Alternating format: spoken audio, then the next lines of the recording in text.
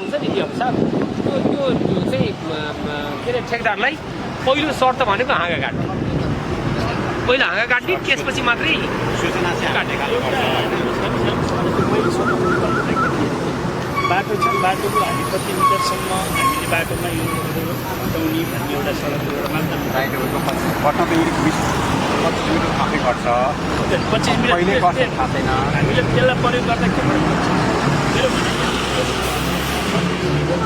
भनेपछि बाटो आइन पुग्नु पर्यो मेरो बुझाइ चाहिँ बाटो आउनु ढल्न सक्छ नि त एमाउन्ट निकै लाग्छ अघि मैले सरकार भने 150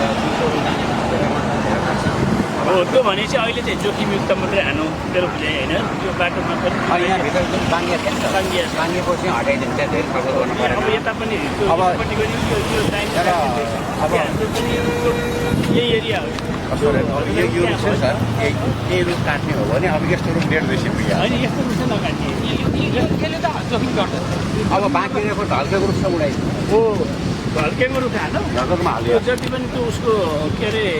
उहरू छ नि त्यो हाँगा यता आएको हाँगै काटेर मिल्छ भने पनि हाँगा पनि काटौँ क्या सर हाँगा काट्न हाँगा काट्यो अब मैले एउटा हाल्ने कि त्यही त हाँगा त काट्नु पर्दैन नि हाँगा काट्छ हाँगा काट्न मरै मात्र किन हाँगा हुँदैन यार त्यो त हाँगा काट्नु भयो हेर्नु पैसाको लागि ठिक छ यसलाई अब यसको काट्नु